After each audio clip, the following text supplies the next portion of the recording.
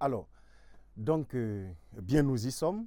À l'issue de ce parcours de l'analyse du déroulement d'ensemble du texte que nous venons de faire, d'accord, nous allons maintenant essayer, voilà, la deuxième étape, celle d'obtention du résumé, la reformulation. Parce que retenez pour toujours, jusqu'à présent où nous sommes arrivés, tout le monde peut le faire.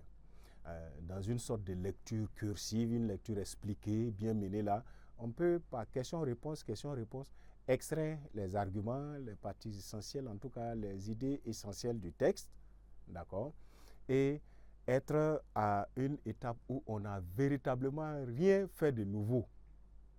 Car jusqu'à présent, c'est l'ossature principale du texte. Où est-ce qu'on met l'étape d'appropriation du texte? Il faut que ça soit donné maintenant dans notre propre français, dans notre style, dans notre registre en tant que tel. En tenant compte de plusieurs choses.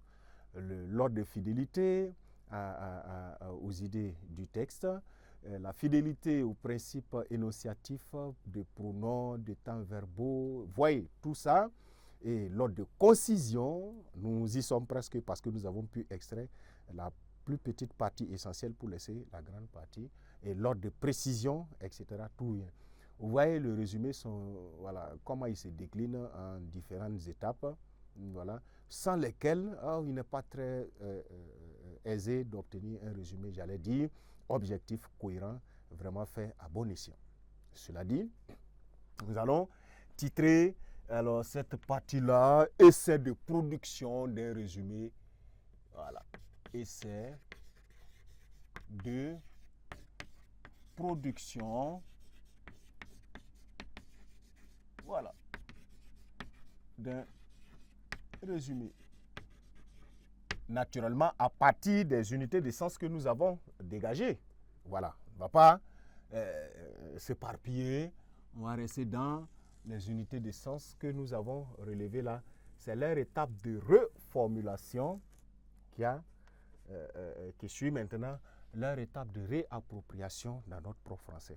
Et au fur et à mesure, nous irons avec, n'est-ce pas, ce qui est prélevé comme unité de sens, comme idée essentielle, et qui sera retransdit ou retranscrit, d'accord, dans notre manière de voir, dans notre manière de dire.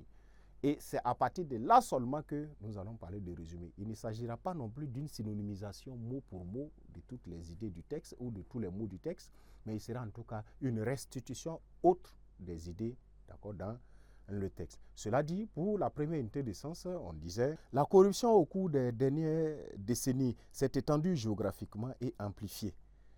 L'idée, c'est que la corruption a pris de l'espace, a gagné en espace, ça allait dans plusieurs contrées. Et ce n'est pas allé de n'importe quelle manière, ou en tout cas où c'est allé, ça ne s'est pas manifesté timidement, ça s'est amplifié. Là, l'idée. Depuis le milieu des années 70, elle a atteint la quasi-totalité des pays du monde. Quelle différence faites-vous entre la quasi-totalité du monde et puis s'étendre géographiquement? Or, nous les avions pris dans les unités de sens. C'est pour ne pas les perdre de vue, ne pas les oublier. Mais quand on va arriver à la reformulation, il y a parfois des besoins, d'accord, d'association de certaines unités de sens qui se ressemblent, par la conjonction, la coordination, la subordination. Bref, comme on l'a dit dans la méthodologie, l'ensemble du bagage que vous avez depuis la 6e en maniement et connaissance de la langue, en vocabulaire et autres, c'est ce qui est mis en application ici. De sorte qu'on peut peut-être démarrer comme ça, je vais dire, voilà, le phénomène de la corruption, le mal de la corruption ou la corruption tout court. Vous voyez, le texte commence par, l'unité de sens commence par, n'est-ce pas, la corruption au cours des années, au cours des dernières décennies. Moi, je parle avec le phénomène de la corruption. C'est ça l'idée de la reformulation. Le phénomène de la corruption est plus long que la corruption, n'est-ce pas? Mais d'entrée, votre phrase d'attaque dans le résumé doit être plus ou moins, voilà, frappante, voilà, qui accroche d'une certaine manière ou d'une autre, ou en tout cas effleurer une certaine volonté de plus ou moins bien dire, sans subjuguer, parce que ce ne s'agit pas d'un concours de vocabulaire pour séduire le correcteur, etc. Allez soft, allez dans le registre courant, ça fait style, ça fait digeste et c'est facile à assimiler.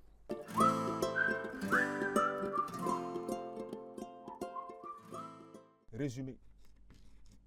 Sur ma copie, voilà comment je présente. Résumé. On évite d'écrire les phrases. Je résume ce texte, voilà, etc. Ou bien en un intervalle de nombre de mots exact compris entre, etc. Résumé. Mais un, son résumé. Voilà. Donc, ça allait comme ça. Un résumé. Et aller directement avec son résumé. Je vais faire un alinéa, un gentil alinéa comme ça. Dit le phénomène, n'est-ce pas, de la corruption. Voilà.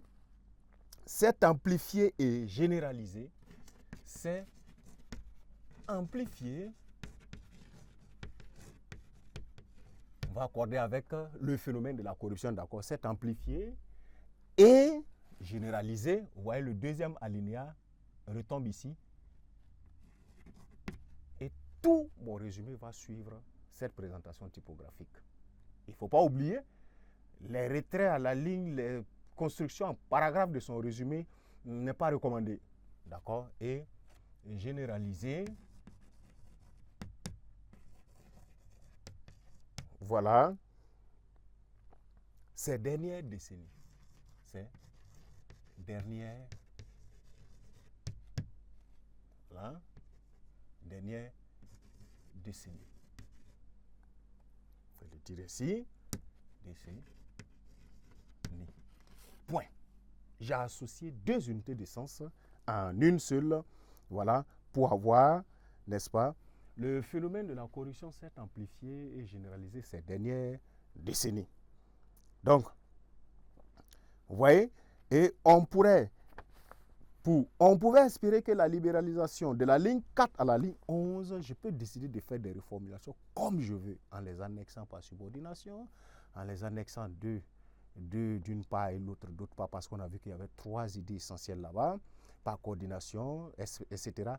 Tout savoir-faire, n'est-ce pas, dans le texte, va relever d'une manière ou d'une autre du talent personnel du candidat à faire sa reformulation. Il n'y a pas une méthode type de reformulation à apprendre comme ça. C'est une restitution des idées du texte dans son propre français. Voilà le seul credo qui vaut en la matière. Et on va se dire, on a cru que les années 90, la ligne n'est pas finie, je continue toujours. Donc, on a cru que les années 90, vous voyez, j'ai un chiffre écrit 90 dans le texte, je l'amène dans mon résumé, dans le texte. Vous gagnerez plus que d'écrire 90 en lettres ici, comme on l'a vu dans, n'est-ce pas, le décompte de mots. Donc, on a cru que les années 90 réduiraient,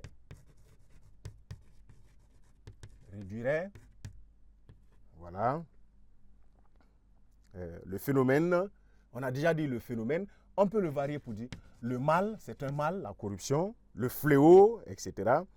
Par la démocratie,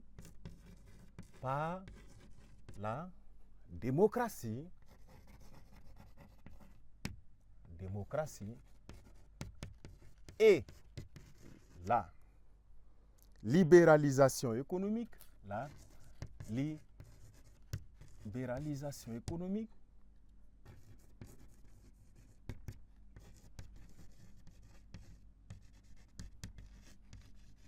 d'accord, virgule, mais